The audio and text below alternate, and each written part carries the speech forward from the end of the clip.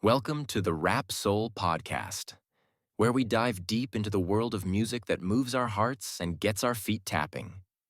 This is the intersection of rap and soul music from the 80s, 90s, and 2000s. We appreciate you for listening. Share this podcast with a friend or family member who loves music as much as you do. The podcast is hosted by 12 Kyle. Next up, the Rap Soul Podcast. Welcome to another edition of the Rap Soul Podcast. I am your host, 12 Kyle. Thank you for tuning in. If you found this podcast via the internet, thank you and welcome. If you found this podcast because of my co-host, thank you and welcome. If you just randomly found this podcast, thank you and welcome. This is the Rap Soul Podcast. This is the intersection where rap and soul music meet from the 80s, 90s, and the 2000s. This is the best the best music podcast that you've never heard until now.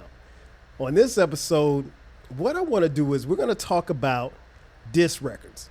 At the time of this recording in 2024, a lot has been made about some diss records and some of our favorite MCs, and there's been a whole discussion about it. But on this episode, what we're going to do is we're going to take a look back at our personal top 5 diss tracks, and we'll also have some honorable mentions as well. And I will not be doing this podcast alone. If you're watching on YouTube, salute to you. Thank you for watching. I have 2 special guests. My boys are in the building. First guest up is a father. He's an entrepreneur. He is one of the wealthiest men from Compton, California. My man, fellow podcaster, no stranger to the show, Uncle Dolemite is in the building. Dolemite, what's up? Good evening, motherfuckers and motherfuckers. What's happening with y'all, man? Chilling, man, chilling. What's good? Man, trying to be like y'all. Trying to get my wealth up so I could be like Baylor, Baylor, and the billionaire 12 Cal. Hey, man, you got to fake it till you make it, right? Yeah, I got to fake it. Y'all got it for real. I ain't got it. And my next co-host, again, no stranger to the show, been a frequent contributor to the 12 Kyle podcast, fellow podcaster, father, husband, entrepreneur, my man BTG, Baylor the Great is in the building. Baylor, what's good, man? What's the word, man? You tell me, LA's finest. I'm trying to be. I was just born here. Hey, I got 2 California kids on this episode. And now, they won't be biased, but they will give you their honest opinion. And more, and more importantly, we're all hip-hop heads. So before we even get started, I want to just kind of take and pull the curtain back a little bit. Like, I've been waiting, and I've had these guys on my other podcast, the 12 Kyle podcast, but I had been contemplating as to how to bring them on this particular episode. And I hit Dolemite up the other day, and I said, man, I'm thinking about doing this. And he said, man, let's talk about diss records. I was like, okay, perfect, because I hadn't even thought about it. There's been a lot of diss records over the years, and dissing in hip-hop is synonymous with hip. It's the king of the hill mentality. Before we get started with our list, I want to ask both of you, and Dolemite, I'll start with you first. A lot has been made about, at least from the younger generation, about what should be considered a diss as far as what's within the limits and what's out of limits. When it comes to dissing on wax, is there such thing as going too far? Yeah. The reason that Drake got a whole lot of chinks put in his armor is because he went too far. Mm-hmm. Like, certain innocent bystanders should just be completely left alone. Meaning, women and children, leave them in the house. Like, you ain't got no business talking about them. Something else I'm not a big fan of is dissing dead people. Like, I feel like that should be off limits, because once we start talking about dead people, like, now we got to get into something that's beyond music. Right. No doubt. What about you, Baylor? It depends. Are you talking about rules and stuff like that? Yeah, just any kind of rules do you think that there's rules to, like, is there such thing as going too far? is unwritten, so I gotta say no. I don't Okay. believe in rules when it comes to beef. Now, there's the unwritten rule that you leave certain things alone. But once you cross that line, now we in a different ball game. So now you got to handle that how it is. Cause I don't want cats to go to a certain level and then start crying about it later. Right. You went there. You know what I mean? So you go there, you handle it there. And if you've been warned, that's even worse. So I gotta say no, because you don't have to engage. The public is gonna pressure you to. Your ego is gonna pressure you to, but you don't have to engage. So leave the family out of it, leave the dad out of it. But at the end of the day, if you go there, it's not a stop. I mean, we have seen certain cats get the towel thrown in for them, Right. but that he caused that, he brought that to himself. So nah, ain't no rules when it come to that. Yeah, I'm Yeah, kind of the 'cause same that- way. Go ahead, Dolly. Yeah, cause that's really what I meant. Like, if you saying diss tracks, because it's like, how far do you want this disagreement to go? Right. If you want to keep it music, there's rules. Now, if you like, fuck this nigga, it's whatever, then no, it ain't no rules. Like, yeah, nigga, we can take it to the streets. Now, I could dish your dead mama, your brother who's sick in the hospital. Like, nigga, I can go crazy, but if you want to keep it music, you should keep it between me and you. Facts. That's exactly where I was going. I think that's the thing this younger generation really didn't get. And you can't change the rule as you're playing the game. The rules are set usually within the first back and forth between who's ever dissing whom. So we keeping it on wax. We keeping it on wax. And that's as far as it's going to go. If it gets personal, then all bets are off. And I think we've seen some instances, and we probably will discuss a few on this episode where people went a little too far, but that's kind of what the game called for. So with that being said, man, we're going to get into our top 5 diss records. Do you guys have yours in any particular order, or does it really matter to you? Yep. Because I got mine 1 through 5. So I got a number 1, but and after that, it don't matter. Okay. Okay, so let's start there. Let's start at 5. Let's start at 5 and go down. Just tell us who you got and who they were going after and what you think about that particular song. So I'll start with you first, BTG. Who you got at 5? Euphoria. Hopped up there quick, didn't it? It I ain't did think it's gonna because be that I'm gonna tell you why. Because that's the one track during this whole beef that he actually walked him down on. You know what I mean? I think Meet the Grams is extremely disrespectful. I think Not Like Us is extremely disrespectful. I think 616 was dope. And even the verse in Like That was fire. But Euphoria, I caught myself playing Euphoria after Euphoria dropped. I ain't gonna even lie, I thought most of those records I wasn't gonna go back to like that. Nigga, I've been playing Euphoria about 3 or 4 times a day. Because it got so many quotables. So, and that was another thing. A song that has a lot of quotables to it that I could say, just like the movie Friday. Friday has a lot of quotables. There's movies, there's TV shows that has a lot of quotables. That diss track in general has a lot of quotables. The beat switch, obviously we know who it's against or who is towards. So yeah, I got Euphoria at 5 because I don't see me not playing that like I've been playing probably my number 1 and my number 2 of all time. I've been playing them like crazy. So I think this Euphoria is going to age just as well as number 2 and number 1. And for you kids scoring at home, Euphoria, that was Kendrick Lamar, 2024 going against Drake. So that's who Baylor has at 5. What about you, Dolemite? Hit him up.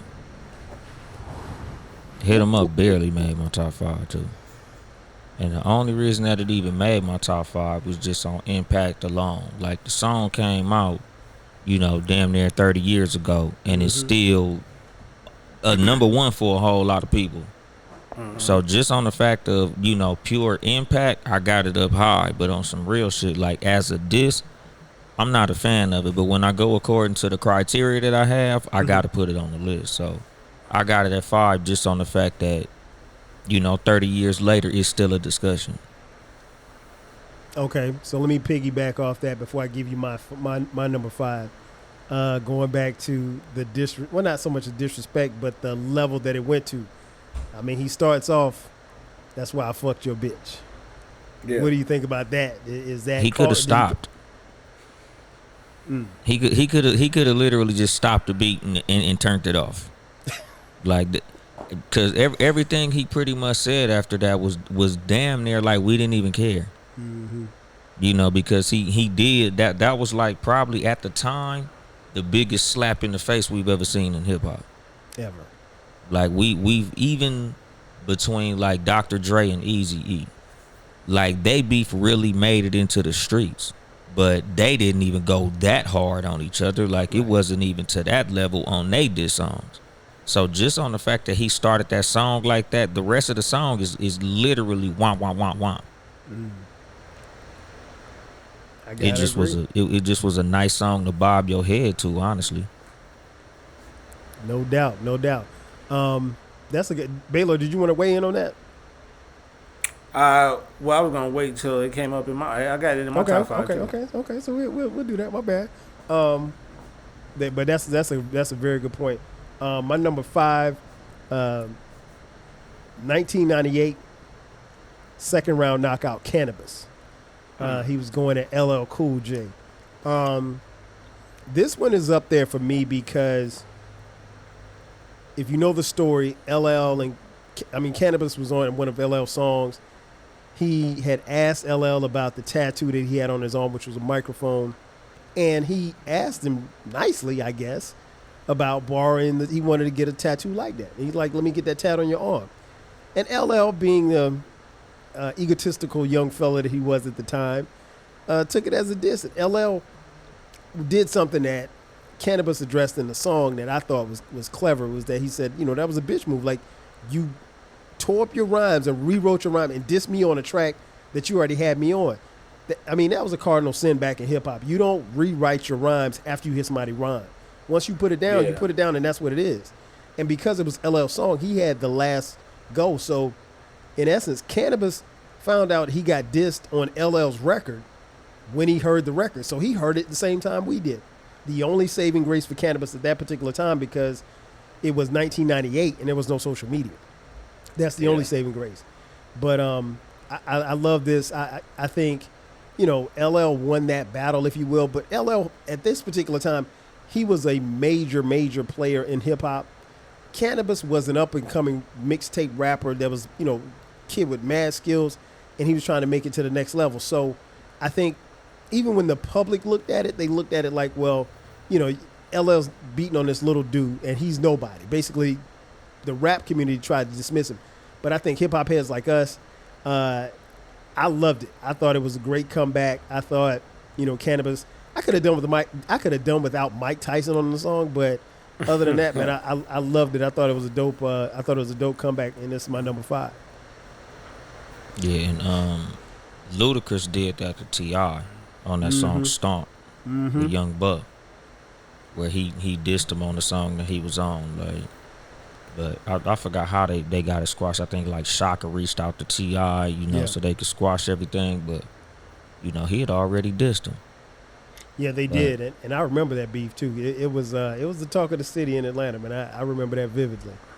And it was a trip because the second round knockout, like the whole beef between Cannabis and LL, when you think about the songs that Cannabis put out, I feel like they was a whole lot better than what LL put out. But, LL was like, it was like a nigga in a canoe trying to fight somebody on the Titanic. No doubt. So let's move on to number 4. Dolemite, what you got at 4? Last second switch too. I got Euphoria. Okay. At first I had The Truth there. Sorry to like preview that, because at first I had The Truth by Gucci Mane. But Euphoria. Just because, just like the point that Baylor made, like, we gonna be talking about this for a long time, and the only reason I got Euphoria is because I look at Not Like Us as almost like I guess like a B-side to it. Because without Euphoria, there would be no They Not Like Us. Like, I think They Not Like Us was literally like, I whooped them with Euphoria, so this is the celebration song. Yeah. So even though everybody's playing Not Like Us real crazy, Euphoria was the one that set it up for that, for that checkmate to even be placed. Facts. Yeah. Big facts. Big What facts. is it? The braids? Yeah. Yeah, that was Like funny. that song was like all haymakers. Mm-hmm. You Yeah, know? that was- Cause like, I hate the way that you walk, the way that you talk. I hate the way that you dress. Like, just everything in the song was like, this nigga is going dumb. said, He "I'm showed the his biggest true Gemini hater." side. He said, dog, he was like, look, you my friend. He my friend. But are y'all my real friends? If not, I'm gonna take out both. I'm gonna take out both of y'all. Y&W Melly was crazy. Yeah. Yeah. People had to look that up to figure out what that bar That meant. was crazy. The people look past over like the subtle stuff that could have a lot of truth to it. He said, look, I like Drake with the melodies. I don't like the dude that act tough. Yeah, when- Everybody even when- feel like that. Yeah, even when he said, what is Pusha T's real name? Terrence what? Terrence Thornton. He Terrence Thornton. I'm Terrence Crawford. Yeah, I'm whooping feet. I said, oh Yeah. my God. I'm like, oh Yeah, my fuck all that pushing God. P. Let me see you push it. Push Pusha T. And the way he said T, he was like, this man. nigga is going And that was another warning. You better off pushing him before you come messing with me. He told you. He telling niggas, man. Yeah, I think that's the thing. Like, people don't understand that this, in my opinion, I agree with you guys. And I'll go ahead and tell you, it didn't make my top 5, but Euphoria, I think, it's his best diss record. Not Like Us will be the one that we forever remember because of the airplay and everything like that, and the pop out and the video and everything. But it's the best diss record that he released was Euphoria. It was 6 minutes by ahead. far. Yeah. 6 minutes ahead. Okay, so that was Baylor. Did you give us your That was 4? 4. This is my fourth one right here. Okay, give me your 4. Ether. Okay, So this was K Dot and Drake before K Dot and Drake. This is Nas versus Jay. This isn't the first person who has swung on Jay as far as diss track, but this is the one that landed and hurt the most because Pac was already gone. You know what I mean? Mm-hmm. So, and they've always been in the circle of talk, the top 3, top 2, however you want to put it. You know what I'm saying? At one point, they was talking about Big and Pac. Jay was always around. Nas had started. All these cats came up from like the early 90s, late 80s, early 90s. Mm-hmm. You know what I mean? So, and Nas, to me, had a classic album that dropped in the early 90s. Thanks. So, but, for the You said longest, 2? Jay had, I mean, What two classic albums do you think Nas dropped? Illmatic, and It Was Written. Okay. I feel like the West Coast, like, It Was Written more, and the East Coast, like, Illmatic more. It is mind-boggling. And there is a podcast coming, a versus podcast, Illmatic versus It Was Written. It was mind-boggling to me as to how many people loved it. And it's not that I don't love it. I love It Was Written. But a lot of people have it as a classic. And I did not know until like 3 or 4 years ago. I was surprised. Yeah, I mean, it's people forget and they flip flop the same way they talked about Jay's 444. It's the same way they talked about the Big Steppers. It's the same way they talk about Nas' second album. It's all the same thing. You know what I mean? But at the time, nobody had swung at Jay and connected like that. It came out of nowhere. Again, we don't have social media. So the reason why Drake and Kendrick's battle was so dope and is considered probably one of the best ever is because we got so many tracks back to back to back in such a short span, where this beef between Jay and Nas this was spread out. You know what I'm saying? So to get that track out of nowhere randomly, and it was word of mouth. It was, you couldn't go to the internet or you couldn't go to Twitter or IG and see the track is somebody posted the track. No, you had to go to the local CD man who was burning stuff at his crib. Exactly. I need that. You know what I'm saying? And we ran that back over and over and over again. And it was a big shot at Jay. And it stuck because just like Randy Moss has a saying that we use everywhere, Kobe has a saying that we use everywhere. Ether is, that's a household word now. Facts. Big facts. Yeah, my 4, we're going to keep it on Jay-Z, but we're going to go Takeover. Takeover was something that really, it had been brewing for a while. And I want to, kind of break this down for people who may not have been around or may not have been outside. Takeover had been brewing for a while. Nas and Jay had traded subliminal shots on a couple of songs, a couple of mixtapes over the years, and there was a brewing faction between their two fan bases, and they had huge fan bases. And they had some like me who were fans of both, but they had some people that really rock with Jay. They had some people that really rock with Nas. And so obviously everybody knows part of Takeover, Jay goes at Mobb Deep, Prodigy in particular, and then the other half is for Nas. Well, he premiered the diss for Prodigy at the Summer Jam and put Prodigy on the Summer Jam screen. Prodigy, who used to do ballet in his, I think, grandmother's studio or something like that. Somehow they found a picture, so they prop it up, and Jay does his first verse, and he ends the verse with, "Ask Nas, he don't want it with Hov." And people go crazy because that's the first time Jay-Z has ever mentioned Nas's name in a song.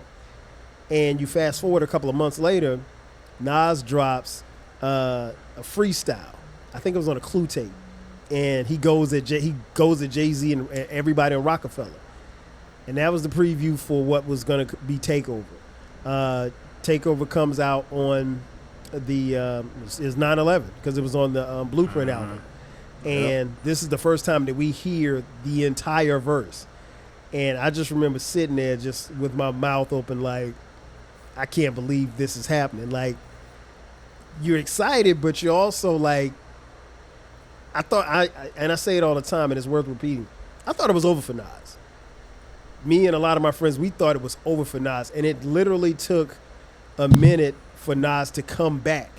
Like you said, Baylor, without the benefit of social media, there's no pressure. So honestly, even living through that time, I don't know how much. I guess it was like maybe 6 or 7 months, but it seemed like an eternity for him to come back. But Takeover, man, that was special. I mean, and Jay was on his shit at that point because he's, 4 albums in, and, Blueprint was a smash, and, a lot of people refer to it as a classic, and it was a very much beloved album. And so to get that song on there is incredible. I feel like that was his first instant classic. Hey, he did it. He had a lot, and I think I remember the lead up to it. Dame was talking on this when he and Dame were tight.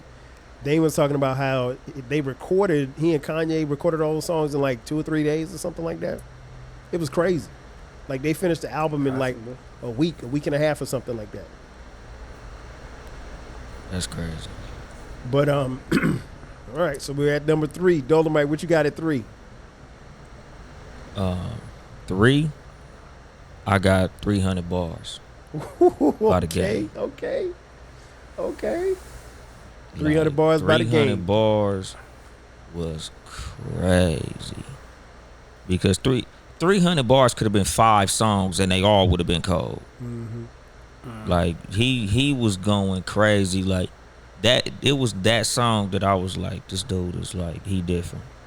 I was like, At the time that I heard it, I had it at number 1. Okay. Because I was just like, it ain't nobody been able to go. This song is 15 minutes. And it wasn't like 15 minutes worth of filler. Like, it wasn't like he was just like, yeah, and then I got the blue Rolls Royce. And, you know, I be riding up and down the street. Like, it was 15 minutes of straight hatred. Like, I had never heard nothing like that up to that point. And, like, it was bars. Like, the whole song, you just sitting here listening like, what? Right. What? You know, because like I say, like, Game, he got a messed up reputation because he's a clown. But you can't take nothing from him as far as in that booth.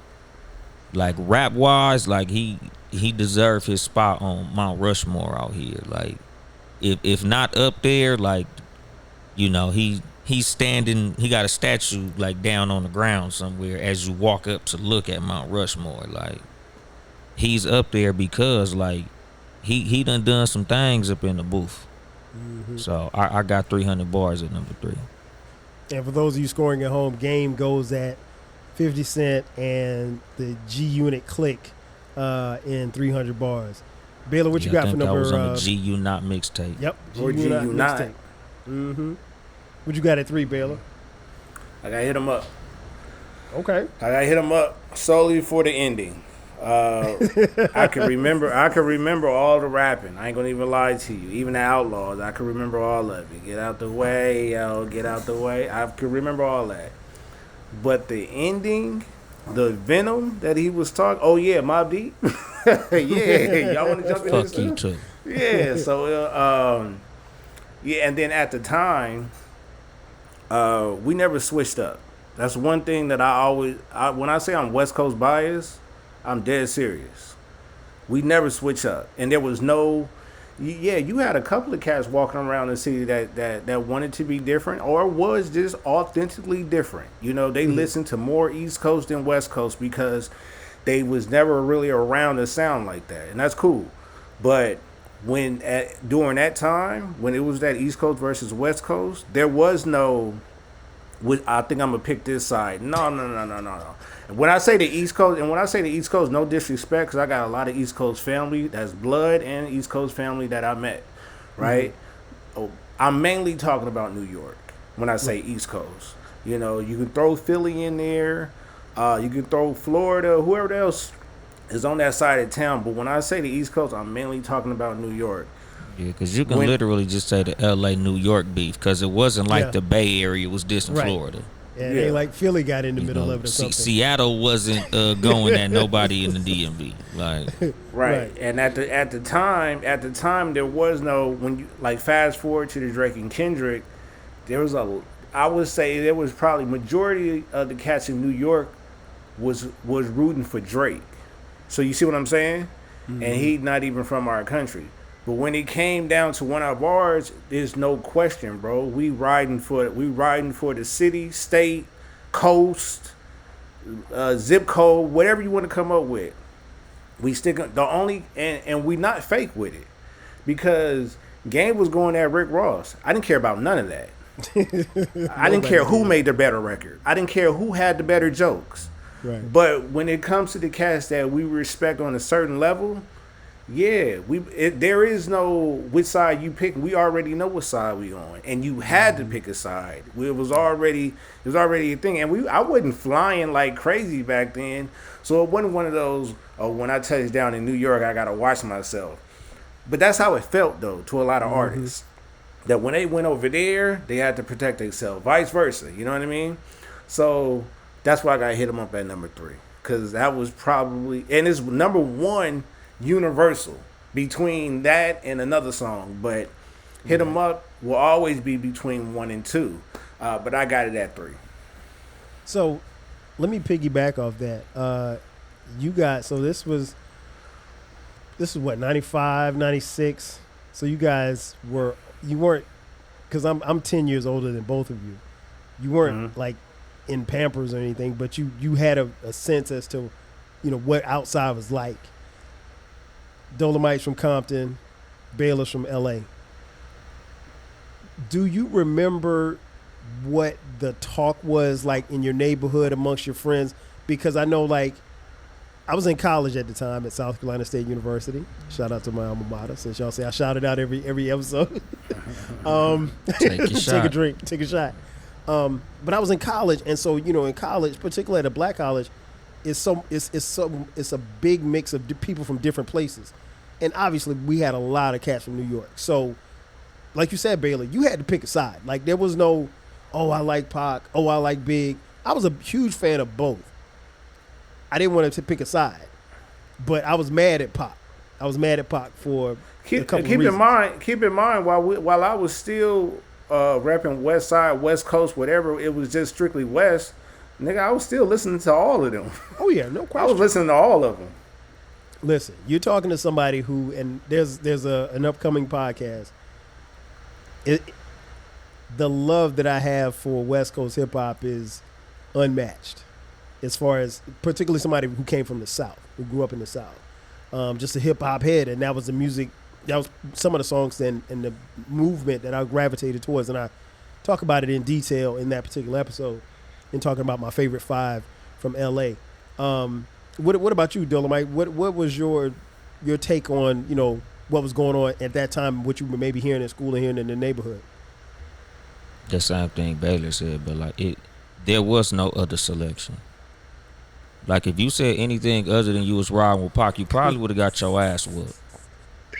Like just to be real, like I don't care how much you like Biggie's music, nigga. Like we not finna do that. Like that's like the West Coast thing. Like how I said about Game. Like the reason that Game is not gonna be at the Super Bowl, the reason he wasn't at the pop-up is because you don't never do that. Right. Yeah. Like because it wasn't even that he stayed neutral. Like he was kind of like, he said Game is my brother. Well, he said Drake is my brother, Kendrick is my homie. Nigga, you always gonna put your brother over your homie. And he didn't have to say anything. He didn't have to say nothing. Exactly. And the thing is, he's a wordsmith. So he knew what he was saying when he said what he said. Like, ain't nobody never gonna accuse Game of like mincing his words and, oh, I misspoke. No, nigga, you didn't misspoke. You know exactly what you said when you said that. Right. That's the reason you getting treated how you getting treated. So like with us, I was a bigger fan of Biggie's music. Honestly, as a kid, like I loved Ready to Die. Like I was playing that shit in heavy rotation. Pac, I kind of was like, he cool. I didn't really like him until All Eyes on Me and Machiavelli. Like them was some classics, but at the same time, like I was a bigger fan of Biggie's music. But if you asked me in that time, oh yeah, Pac. Like it wasn't even like a sit there and think about it. Like, nigga, I'm never gonna go against the crib. Right. Same with the clip that you sent me of DeMar DeRozan. Like, you don't go against the crib, homie. Like, that's just not in. That's nobody from the West Coast finna switch on Game. Mm-hmm. And that's the thing that I always found interesting. Even back then, even before all of this stuff blew, and I know where it comes from. Particularly out west. It's because much like the South, there was a need to stick together because in hip hop, particularly as it went from being rap to hip hop, New York shitted on everybody who wasn't from New York. And you talking like mid to late 80s, you couldn't, they looked at, groups like Two Live Crew as novelty acts. And so like you weren't really respected as MC. So even as we pivoted into the 90s, the early 90s, you take a group like Outkast, they were going to be disrespected because they didn't think rappers from the South could rap. Early 90s, you go out west, you got Snoop and Dre, and you have this whole movement being pushed forward, and it's always been pushed off to the side. Even when you go back to NWA, New York kind of pushed that to the side. Well, I don't want to say New York as far as rappers, but as far as fans, they pushed it to the side because they didn't respect it. And then it became so heavy and so prevalent, you didn't have a choice. You had to either get down or lay down, one of the two. I think that was a very interesting and pivotal point in hip hop, to be honest. My number 3, you guys were a little too young for this one. 1987, The Bridge Is Over. Boogie Down Productions. I was five. Yeah, I was gonna say I was born. Yeah, I got all of that. Yeah, I Yeah, got yeah. that as one of my honorable mentions. That's in my honorable mention. Yeah. Listen, this was one that I did not know. Obviously, it's KRS-One BDP going at MC Shan and all of Queens and Queensbridge.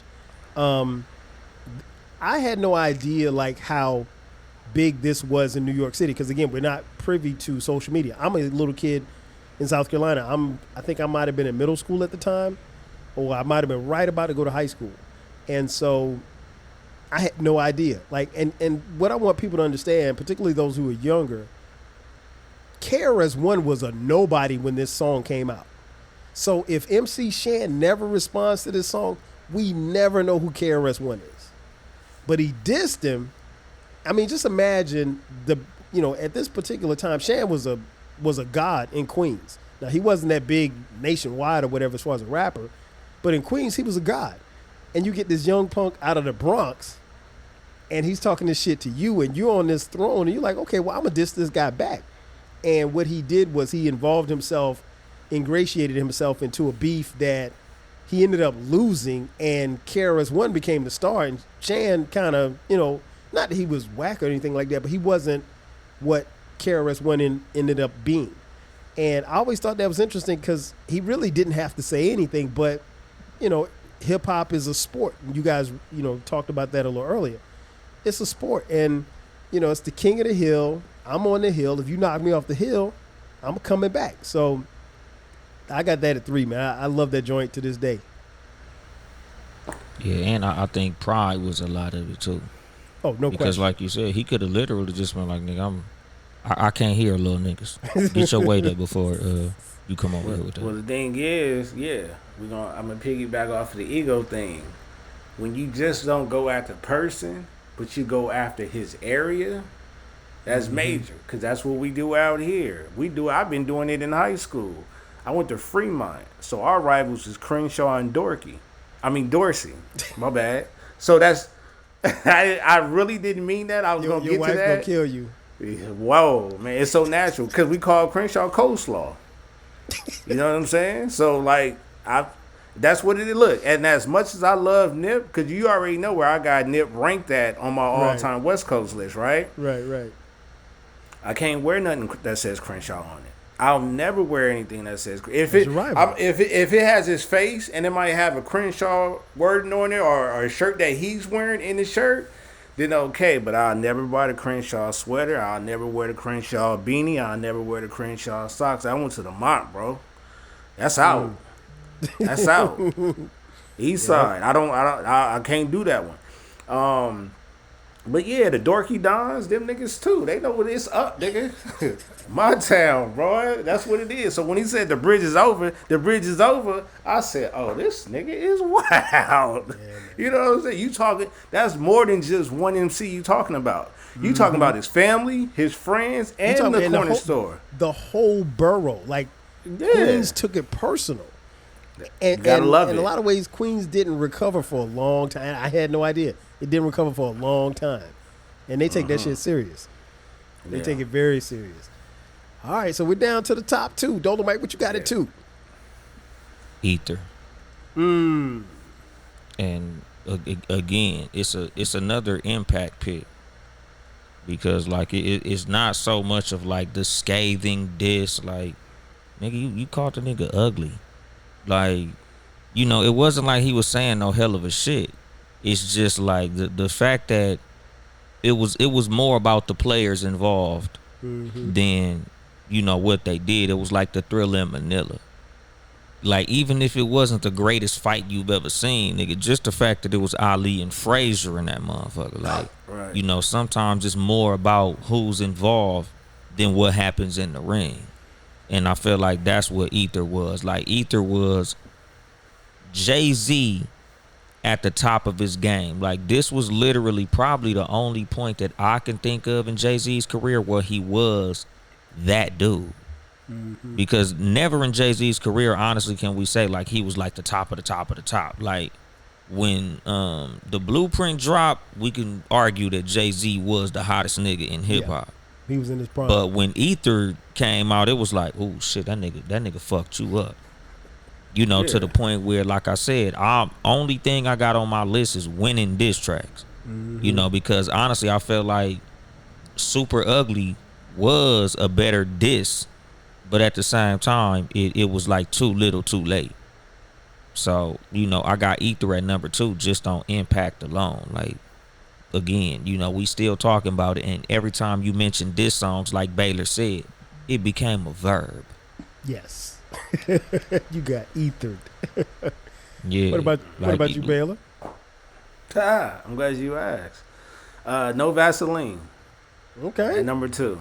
Yeah. I can't wait to hear this nigga's number 1. Oh, Me too. God. Hey, look. No Vaseline. You scrapping with the homies, and you called them out. Oh, y'all yelling all that Compton shit, but you moved to Riverside. For those people that don't know, Riverside is a much, much safer place than Compton. As a matter of fact, niggas a lot of dangerous places that's safer than Compton. Okay? And them niggas moved 50 minutes to an hour plus back east. And he called his homies out. He said, I'm not going for all this. And it was crazy because, I mean, Ice Cube is a top 3 rapper in my book all time. And he stood on his own. And he did some of the work for them niggas. So that's why I got it. That's why I got it number 2. And from time to time, I use No Vaseline in my category. That's crazy what I do. When you say in your in what category? In my category. If I'm playing the game, or Okay, if we gotcha, actually gotcha. hooping or something like that, or if I heard somebody, you know, something went wrong with somebody, I'm like, damn, no Vaseline. That's crazy. With no Vaseline. Now I don't say it as much as Ether Right. or something like that, but nah. And we know what that was. You took your homies in the backyard and caught a fade with each and every one of them. Yeah, pretty much. And there beat was they no ass. rebuttal. Beat their ass. No rebuttal. Yeah, I'm with Dolemite. I got ether it too. There aren't many times as a hip hop fan where I can say I didn't have a response. I didn't have a response because we literally thought Nas was dead. Not, you know, because it had gone so long, and he had really. I guess the best way I can describe it is that it's better. It's a good thing that Nas didn't have to go through social media, because people would have killed off his career. They'd have been like, "Oh, you washed, you done, whatever," and they would have pressured him to come back. And Nas was going through a lot of stuff at the time. I think his mom was ill with cancer and about to pass away, and you know, he was going through things with his girl or whatever like that. And he goes and he's away for 6 to 8 months, and he comes back with Ether. And I remember the first time I heard it, my homeboy played it for me on the phone. And I could, like you said, Baylor, you had to go get it, because it wasn't like you could just press a button and find it. So my boy played it for me over the phone, and I was like, I couldn't really understand and hear everything he was saying. I was catching every other word. And I was like, yeah, this is okay. And he's like, yo, no, he killed Hov. He killed. I was like, no, he didn't. And at this time, again, I'm a big Jay-Z fan. I'm a big Nas fan. But I'm thinking Nas, there's no coming. Because in my mind, there was no coming back from Takeover. There just was no coming back from it. And so when I finally got a chance to actually sit down and hear it, I didn't have any words. I was like, yo, this dude. And like you said, Dolemite, nobody had punched Hov before. Jay-Z had not taken any punches. He had pretty much run scot-free in hip-hop. And Nas hit him with a knockout. He didn't knock him out, but he knocked him. He stumbled him. And I didn't. Now, contrary, other than, like you said, Dolemite, I'm a little bit reversed as far as Super Ugly. I didn't like Super Ugly.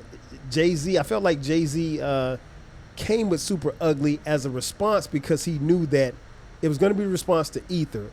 He left a cliffhanger saying on Takeover, you know who did who know what with you know who. Let's keep that between me and you, and you know, just let Nas know, hey, you know that I banged your baby mama.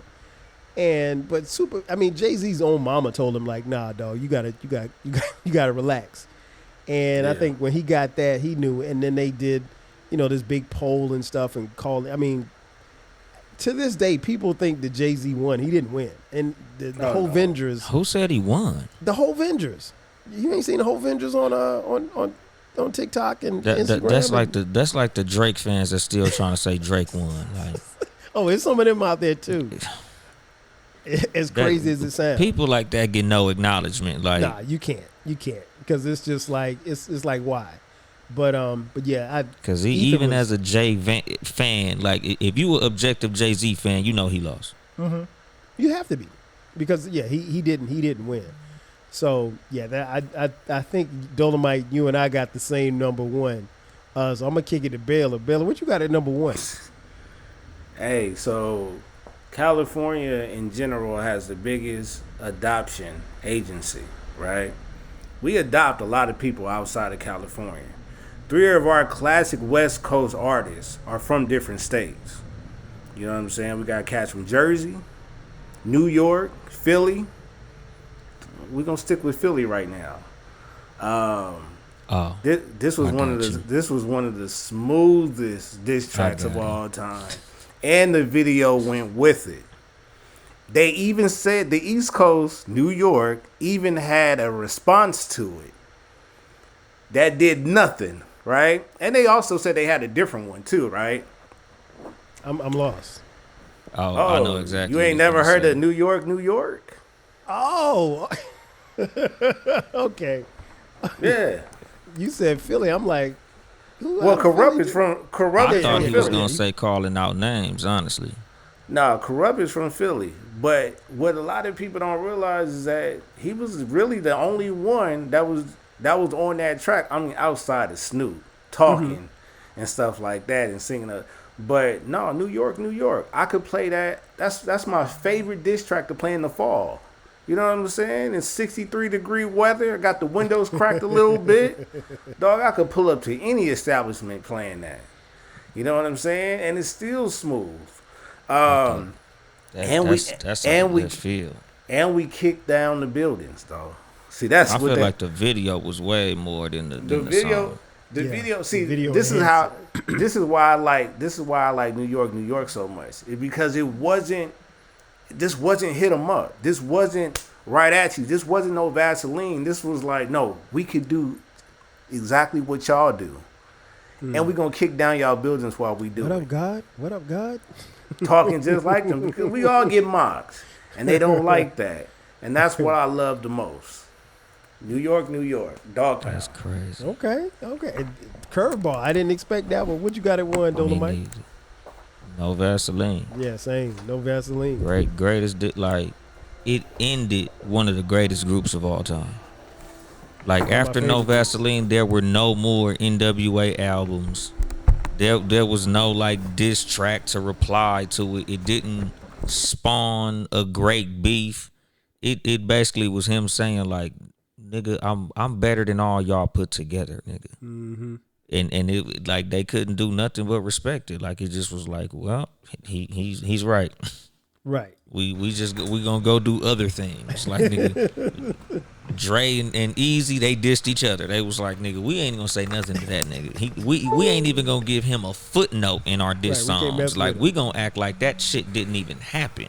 Mm-hmm. Like, they didn't even acknowledge that shit in other diss songs that came out after that. Like, the album that Eazy-E put real motherfucking G's on was a diss album. That motherfucker had like 4 other diss songs to Dre. At no point did them niggas acknowledge Cube in any of that shit. Like, them niggas act like No Vaseline didn't even happen. Wow. Like, that's how cold that shit was. Like, and then the scene in the movie was like the nail in the coffin. Like, it made the diss song even that much more cold to know that them niggas was all sitting together listening to that shit with their face twisted up. That made it even colder. Hilarious. Yeah, I agree 1,000%, man. It when he said, I never have dinner with the... Because I remember Eazy-E going to have dinner with George Bush. It made Reagan. The news. I mean, I'm sorry, Ronald Reagan. It wasn't Ronald Reagan? No, it would have been... Let me see, Reagan... It might have been Bush. No. It might have been Reagan. I think it was Ronald Reagan. Okay. I know he went to have dinner with the president. Because we were trying to figure out, like, how in the world does Eazy-E sit down? Because, we're thinking literally he's sitting at dinner just the two of them. You know, you're not thinking about dignitaries and all this stuff like that. No, We were young you was kids. right. It was Bush. It was Bush. Okay, the first Bush, not Lil Bush. But yeah, man, there was no comeback from it. There was no comeback. There was nothing they could say. And, you know, Ice Cube is one of my favorite MCs of all time. I think he's a top 10 MC. And I ain't too many MCs I'll debate about. I'll debate about Ice Cube, particularly early Ice Cube. Hey, very few can fuck with him. You know what's crazy? Like, sorry to interrupt you. No, but go ahead. The thought just came to my head. My first time hearing No Vaseline, and Baylor could probably attest to this, the ice cream truck was playing it.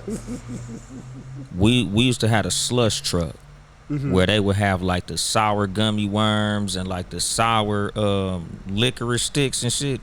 That's the first time I heard that shit. And when that nigga said Easy E would be hanging from a tree with no Vaseline, just imagine a little bit of gasoline, light him up, burn him up, flame on, and that Jerry curl is gone.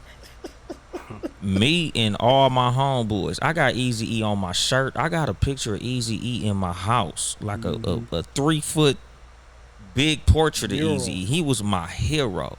And to hear that line, I fell out laughing. I couldn't not laugh. That shit was like the funniest shit I had ever heard in my life at the time. Yeah, man. I mean, I was a huge fan of NWA, and I really wasn't sure how things were going to go because, you know, back then, R&B groups broke up. Rappers didn't break up from the groups that they were with, so we didn't know what Ice Cube was going to do when they dissed them, and it was like, okay. And then, you know, we had heard things. I didn't know that he was going to go to New York and work with the Bomb Squad, but I didn't know who was going to produce his stuff because I knew Dre had done, you know, most of his stuff up to that point as far as the group was concerned. So you didn't know how his album was going to look. We didn't even know if he was going to succeed, but, I mean, that pen, Ice Cube pen was unmatched, particularly back then, man. So No Vaseline, like I said, is my favorite diss track. I think it's the best diss track. Like you said, it was no response. And he basically ended the career. And Dolemite, I didn't even know what you just said about Eazy-E having a diss album and not even mentioning, I didn't even know he had a diss album. I know Real Motherfucking Jesus on something, but I don't think I've ever heard. I know I've never heard that album before. It's like 187 Dr. Dre Killer. Okay. That's the name of the album that it was on. Wow. Never even heard of it until today. Wow. That's crazy. So yeah, we have completed our 1 through 5. I tell you what, we're going to take a quick commercial break, and on the other side of the break, we'll come back and we're going to give you some of our honorable mentions and wrap the show up. It's your boy 12 Kyle, the Rap Soul Podcast with Uncle Dolemite and BTG, Baylor the Great.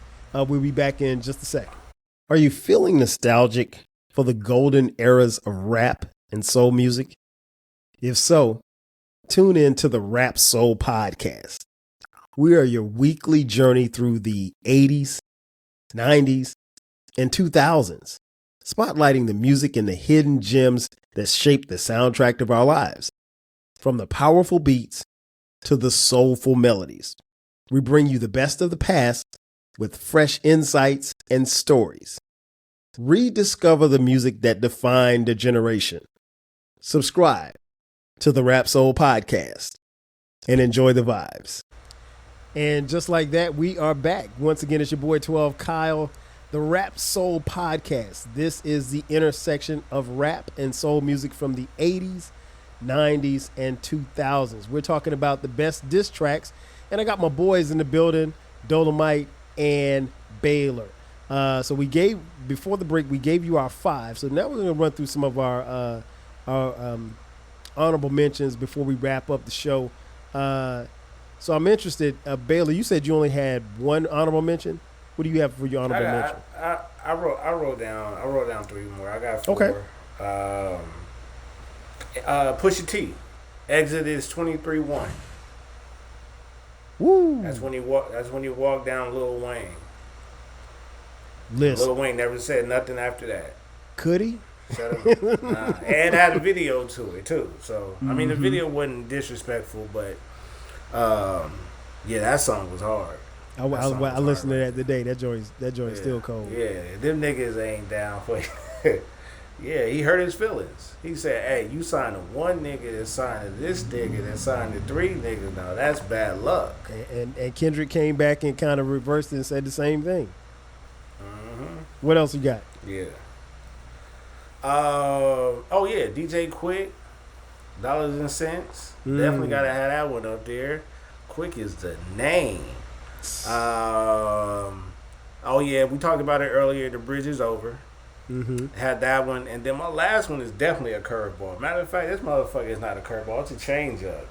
I got Mariah Carey. Obsessed. Wow. Yeah, because that's the only. Technically, that's the only battle Eminem lost. Oh yeah, Machine I don't Gun even Kelly. think I've ever heard that song before. Oh, go listen to it. It's pretty good. I'll check it You out. ain't never heard that song?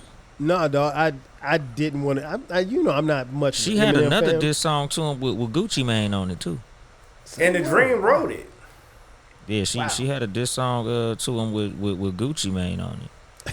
And my homeboy was like, "Oh man, Gucci Mane in trouble." I said, "Gucci Mane is never in trouble." No, never.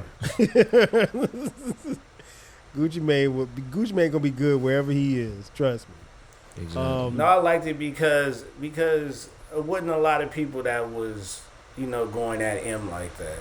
You know what I mean? And M was in his era where he was picking on boy bands and pop singers and stuff like that. Mariah's like, "Dog, you've been on my bumper for a while, bro, and you've been lying too." So like, did he ever smash?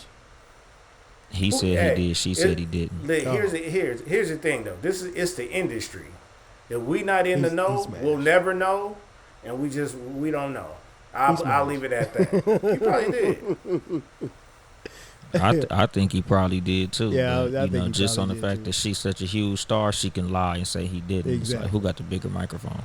Exactly. What you got for your honorable mentions, Dolemite? I got a lot, dog. Hey, run them down, man. We can talk about them. Okay, look. Because some of these, I gotta put two in the same category. Like, I got Dre Day and Real Motherfucking G's together. Okay. Because I kind of feel like it was a push. My bias says Real Motherfucking G's, but it's like you can't say one without mentioning the other. Like, nobody said nobody won. Like, it wasn't like niggas like, "Oh man, that nigga ended Easy E with that shit," and vice versa. Like, it was like, both niggas threw a cold ass punch, and then they just, we hate y'all hate us. Fuck you. I definitely would agree that to me it might be a tie, but I definitely say this more than anything. Motherfuck Dre, motherfuck Snoop, motherfuck Death Row. Now here comes my left blow. I say that shit all the time. I say that shit while I'm brushing my teeth on a Tuesday in February. Yeah, that's what I'm saying. Like, because even like when What Would You Do came out, that motherfucker was a banger. But when that nigga said fuck BG Knockout, we was like, oh yeah, we gonna kill this nigga. Like, he got us. Cold. He got us fucked all the way up. Right. Because like I said, nigga, that's my neighborhood. That's my real personal friend. Right. Like, if y'all check some of my posts on social media, you'll see him in the comments on some of my posts. Like, BG Knockout is really my homie. So when he said that, it was like, oh yeah, nigga, it's real now. Shout out BG Knockout. We rarely just focus on one person. Yeah, like, so for him to say that, it's like, oh, that's what we doing. Okay, we in the street with this one. And then another honorable mention, I got The Truth. Gucci Mane, yeah. Because it's like that, again, like when you got a beef where it's something that happened in the streets and you talking about it, like, dig your homeboy up. Yeah, that's crazy. Like, that was like peak disrespect. This was Gucci Mane and Jeezy, for those of you who don't know. Yeah, that was like so far beyond. Like, that was beyond what Pac said to Biggie. Yeah. Like, Gucci will never be Pac, but if Pac had actually smoked one of Biggie homie, like that's the only way that Pac could have topped the truth. Mm-hmm. You know, after that I got back to back. Okay. You know, back to back, like, because it damn near won a Grammy. Like, it pretty much ended Meek Mill. I was gonna like, say, Meek Mill, I think it did. Meek was never the same. Like, it didn't end his career, but it definitely ended him as being in the conversation of top rappers at the time. Like, Meek was in that conversation. Like, Meek was about where Big Sean is right now. Right. Like, oh, you know, he ain't in the top 3, but, you know, maybe 1 or 2 classic albums and we'll bring him up. Not no more. Like, nigga, you D-list now. Like, that dropped him down to like girls tour. Exactly. Like, nigga, he became a footnote. Then I got the Bridges Over after that. You know, goes without being said. Should be higher, but some of these is like, you know, the Bridges Over was so far into the past, and it, you know, not to say it didn't age well, but at the same time, like, a lot of people, you got to be like a real hip hop fan to even know about it. You know, and then after that, I got the story of Adi Don, cause that was Drake's first like real. We found out about his baby mama and his baby. Exactly. Like, and that was hiding a child. and he spoiled the Adidas rollout. You are hiding a child. Like, yeah, like I said, like when you said Pusha T, I thought you was finna say Adi Don. I'm like, yo. You know, and then my last one, because I can go all day, but I'm going to just cut it at this, Checkmate by Jadakiss going at 50 Cent. Yeah. Like, that was that's one of my favorites too, yeah. Jadakiss to me is one of the most underrated diss rappers. The nigga said, never the king of New York. You live in You're Connecticut. the king of Connecticut. That nigga said, you live in Connecticut. And Jada never lost. like, He's never lost the beef either. He ain't losing no beef. He ain't never lost a versus battle neither. Either. And we had, like, when I saw that, when it was Dipset versus the Lox, I thought Dipset was finna smoke the Lox. I didn't think that. Not full disclosure, I'm not a big Dipset fan. So Nah, I am a Dipset fan. I was, but I'm biased. Dipset had niggas on the West Coast wearing pink. Listen, that whole niggas was wearing pink polos in Compton because of Dipset. I respect Dipset and I respect the movement, and I know how big the movement was. I just never could get into them dudes, man. I just couldn't. You was too old.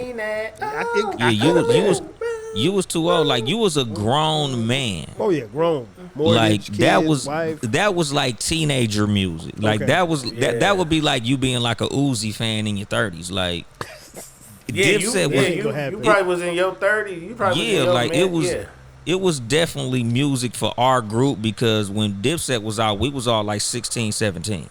Okay. So you know, me and Baylor the same age. So you was 26, 27. You was a grown ass man, probably paying a mortgage already. Yeah, about to get married. Yeah.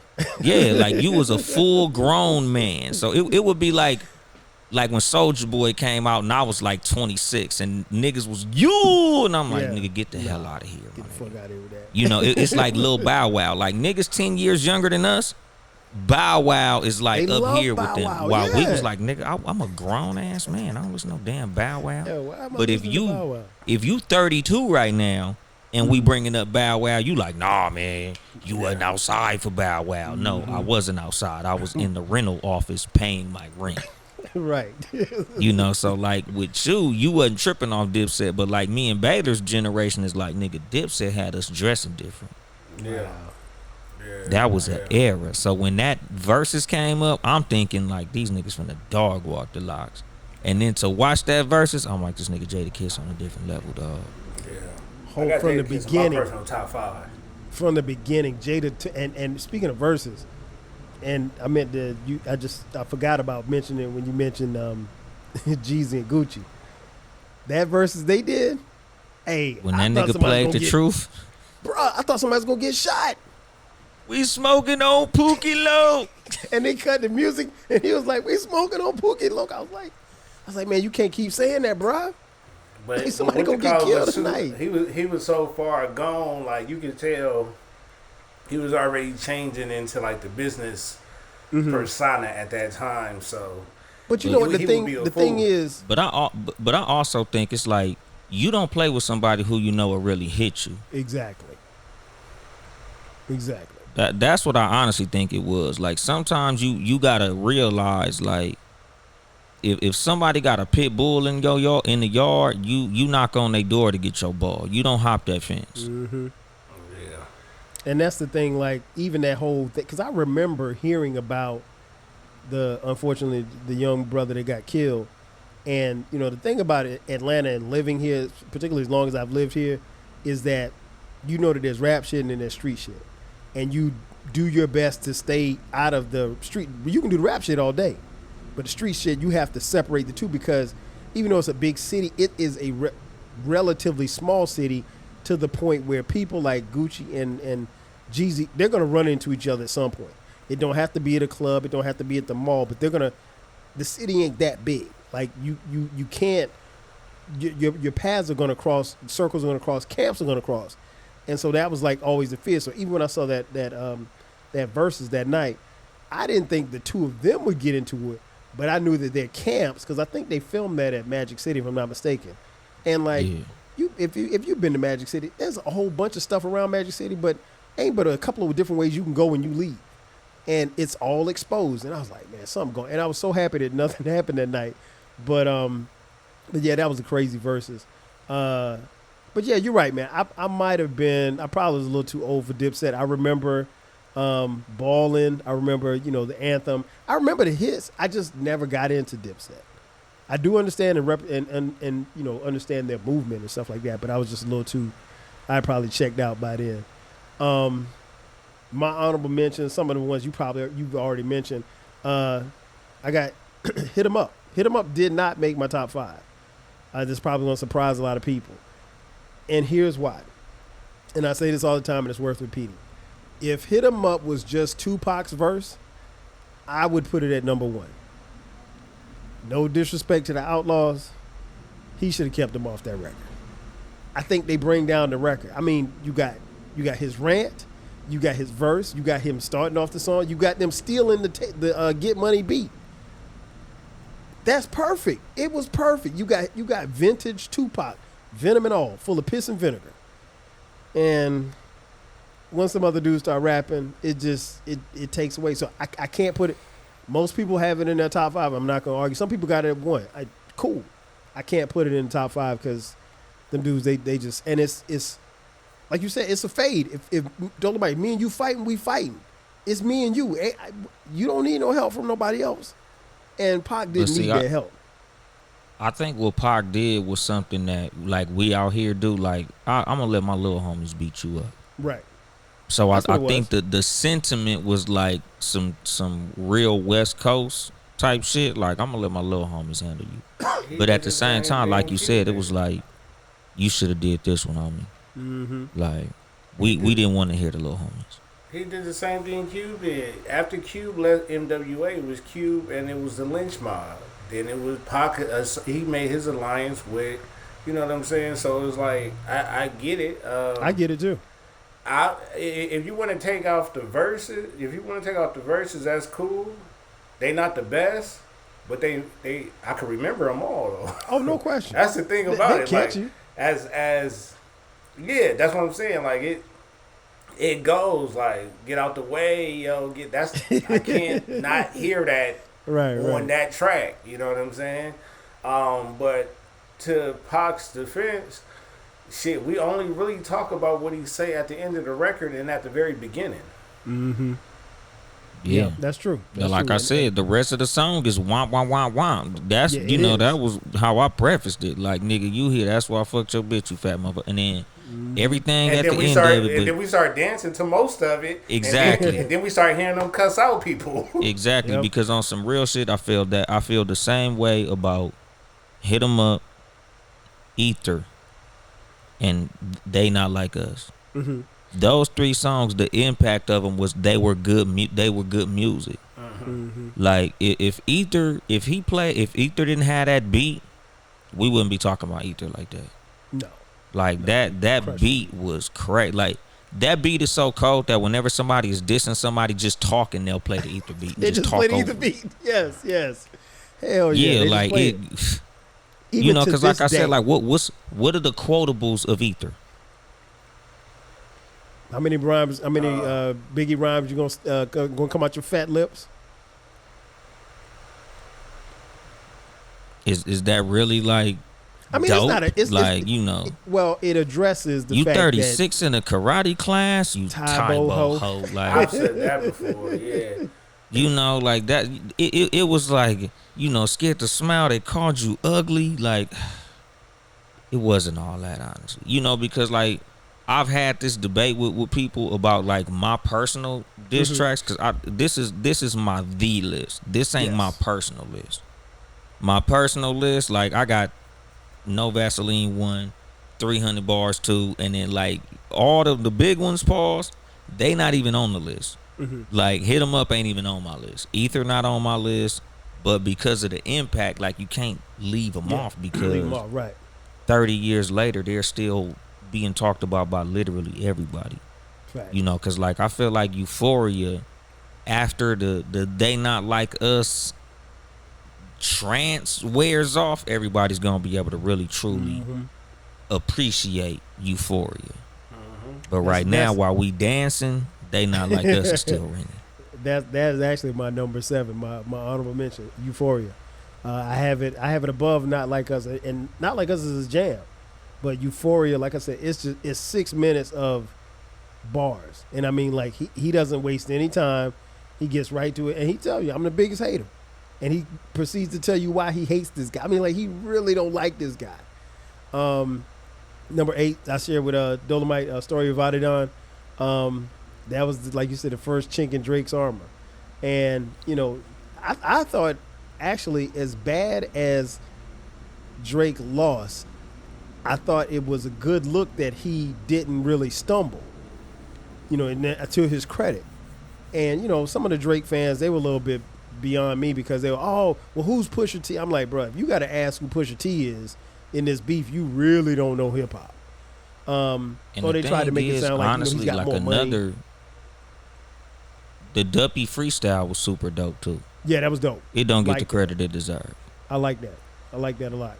Duppy was super dope, but Adidon was like, And then the art cover in blackface, listen, he's lucky they ain't get him canceled. So that's what I'm saying. then at 9 I got Dre Day. Like you said, the difference between Dre Day and Real Motherfucking G's was that, at least for us in the South, It Dre became Day got a radio lot. hit. Oh, yes. It was a huge, Yeah. it was a It radio. was definitely the bigger hit. Yeah, it was a radio hit. And, you know, the video was out. And, man, I never forget, MTV played that video every single day. If you missed it on Rap City, you was going to catch it on MTV. And then, you know, I mean, it catapulted Dre and Snoop into the stratosphere as far as pop culture was concerned. And then number 10, I got Against All Odds. Tupac, Machiavelli. I think One of my favorite songs. I think this is a better diss record than Hit 'Em Up. Just pure dissing, I think it's better than Hit 'Em Up. Chino XL, fuck you too. Rest in peace, Chino XL. Yeah, rest in peace. Rest in peace to Chino XL. I don't He even know what recently Chino. passed. Yeah, he did, like a couple of weeks ago. I don't even know what he did to Tupac, Yeah. but he caught us straight. He said that he got since we on YouTube, I can't say the word, but he has some relations in prison against his will. Oh, okay. Yeah, he had like a bar in one of his freestyles where he said, "Get such and such like Tupac in prison." Okay, gotcha. Yeah, he went to everybody: Biggie, Mobb Deep, Puff, Nas, Jay-Z, Jimmy Henchman, and Haitian Jack. And I'd be Where remiss. he got the F as a staff record label and as a crew. Exactly. Number Yeah, 11. I say that all the time. If I don't like you, I'm gonna say F As a you as a staff. staff record label and as a motherfucking crew. Like I'm saying that all the time. All the time. That's a quotable. I'd be remiss if I didn't give you number 11. Classic. I don't even know if these guys weren't even born yet. 1984, Roxanne's Revenge. Roxanne going Yes, at we were UTFO. Oh yeah, y'all born 82. My bad. We Y'all 82 were two- babies. We 82 babies. we got you're 10 years, 10 specifically. And we my both 82 last babies. honorable mention, just a personal one because I saw this one play out. No More Playing GA, Pastor Troy versus Oh man. No Limit. This one was funny for me because Let me speak to P. I remember, man, it was Hot 97's birthday bash here in Atlanta, local radio station, and they wanted Pastor Troy because he had this song out. They wanted him to be one of the headliners, and word has it that P called the radio station like, "Look, I'll come and do it for free if y'all don't, let him do it." And so they was like, "Okay, well, we'll." I mean, at the time the tank was rolling, so they brought in Master P. So I'm at Birthday Bash, and Master P is in his set, and all you hear is, "We ready, we ready." People, and Master P stopped his set. He's like, "Man, what's wrong with y'all?"